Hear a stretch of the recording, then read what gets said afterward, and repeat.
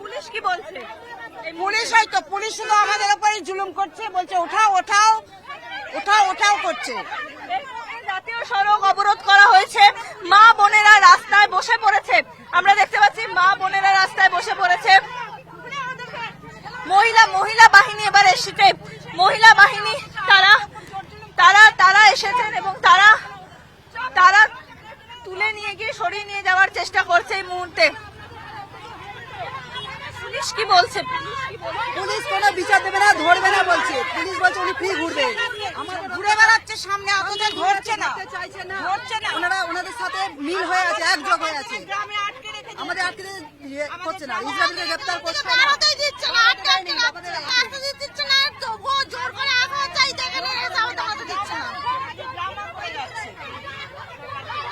এই মুহূর্তে আমরা দেখতে পাচ্ছি এই মুহূর্তে কেন্দ্রীয় বাহিনী তারা এসেছে। কেন্দ্রীয় বাহিনী এসে পরিবেশ শান্ত করার চেষ্টা করছে।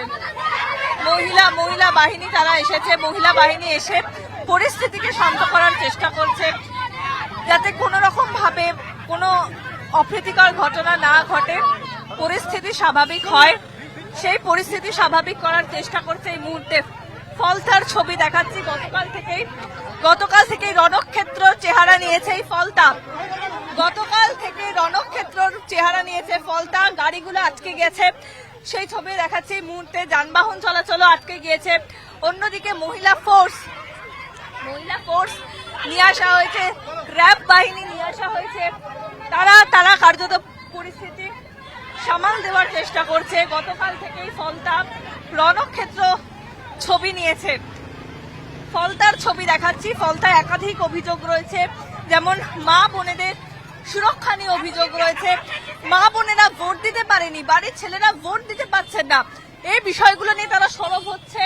ঠিক সেই সময় আজকেও যখন তারা জাতীয় সড়ক অবরোধ করতে এসেছে, সেই সময় তাদেরকে আটকানো হচ্ছে। পুলিশকে সরাসরি রিপাবলিক বাংলা নারী নিরাপত্তা নিয়ে প্রশ্ন তুলেছে, কিন্তু পুলিশও কার্যত এই মুহূর্তে নিশ্চুপ।